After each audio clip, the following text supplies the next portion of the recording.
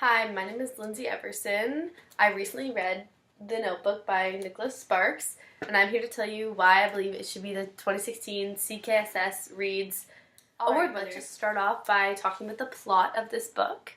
So The Notebook is about a contemporary love story of two lovers, Allie and Noah, who completely fall in love spending one summer together. He was 17 at the time, and she was 15. Until her parents completely did not agree with it, so they moved away, and he obviously was completely hung up on her. So he wrote her a letter for every day of the first year they never saw each other. So for 365 days, he wrote her a letter every single day and didn't get one response. So after a year, he stopped. Basically, what happened after that, he went to war to try and get his mind off her. And then 14 years later, he bought a house in his old town, New Bern, and she saw that in the flyer of some sort and went back to visit him. And they spent 2 amazing days together, catching up and talking about their old memories together, to only find out that she's actually engaged to someone else who's a lawyer, and he doesn't have anyone else, never loved someone the same like he did with Allie.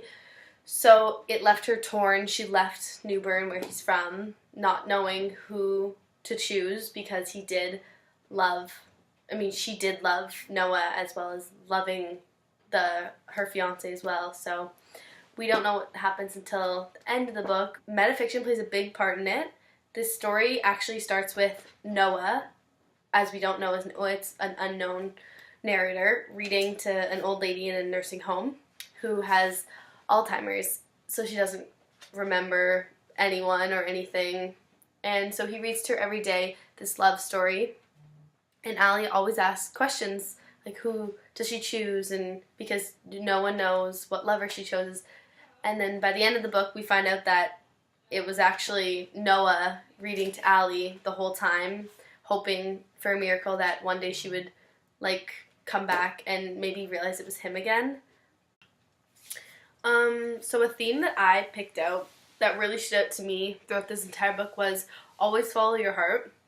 So it played a big role in Allie's position because she didn't really know what to do. She told the readers that she did love Noah as well as loving her fiance, but in completely different ways. She was head over heels for Noah, and it was a different sort of love for her fiance. So in the end, she followed her heart and ended up with Noah because she just listened to what her heart wanted. Okay, so some literary devices I found throughout this book were, well, the main ones were foreshadowing and irony.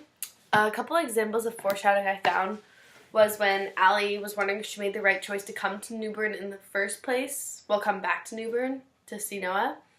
This is foreshadowing her huge dilemma of choosing between Lone and Noah. So another one is when Noah knows that soon it will all be over, and Allie does not know this, when they're back in the nursing home.